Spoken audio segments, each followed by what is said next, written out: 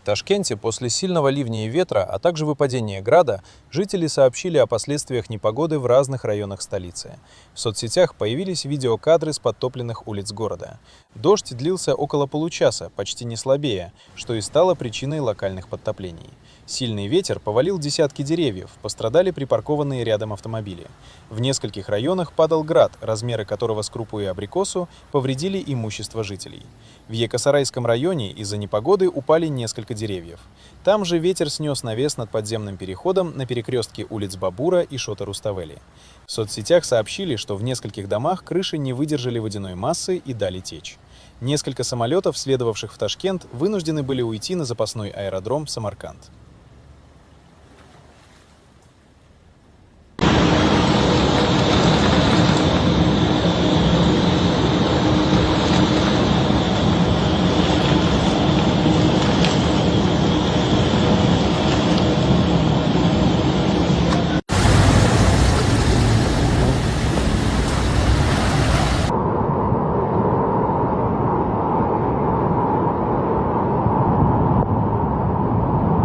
Ayda o Nivani ayda o yakan. Nivani mi olmadı? Ova. Ayda ötkötes.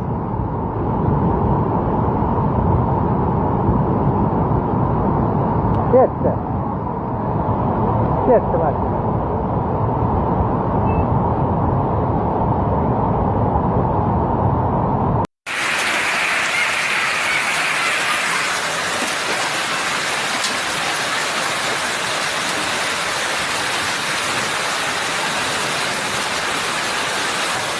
نگاه کنه بچه‌ها kamera astag'firulloh kimnidir ustiga tushsa bu voy mana akalar Nexus'ning ahvolini qaranglar. Sizlarmi mana svejiy holat. Ko'rasizlarmi? Og'ridan kelyapti. Mana buni qaranglar 10x mashinamizni.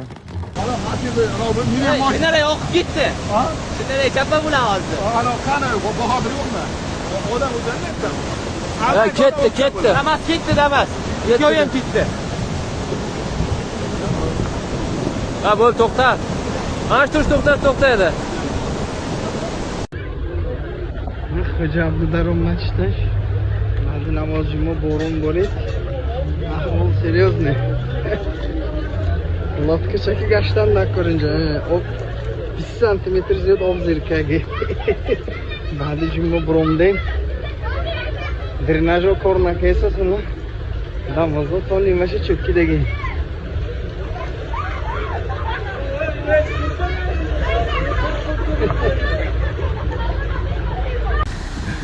Toshkent, assalomu alaykum. Qachon bizning urbanizatsiya sistemalarimiz o'z joyiga keladi?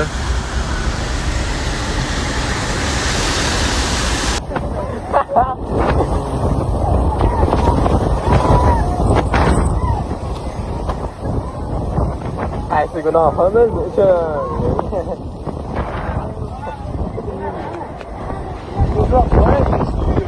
Mana 80 sel kelyapti. Dahshat Xudoning asrasin.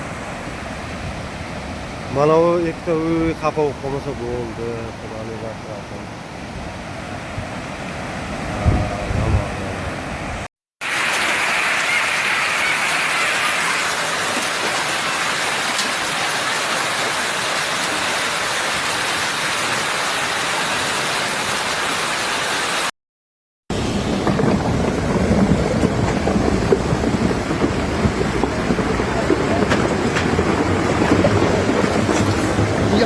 Sekin. Mira beni. Ya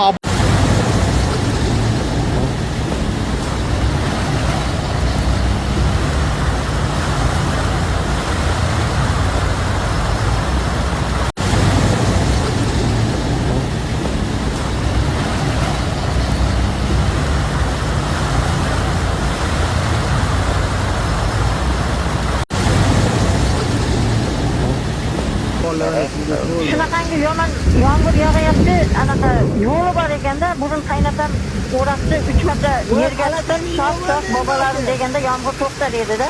Shuni qilardim, men uyda emas edim. Ayamga aytmoqchi edim, men sen chiqib qolmaydi, senga aytaman. Uyda o'roqlaring bor.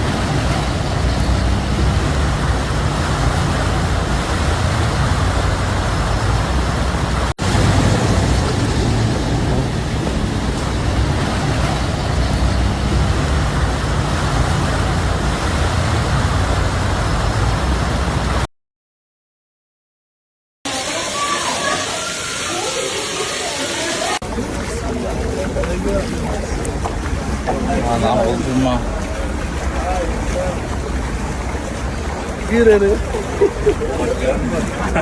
Ana basın.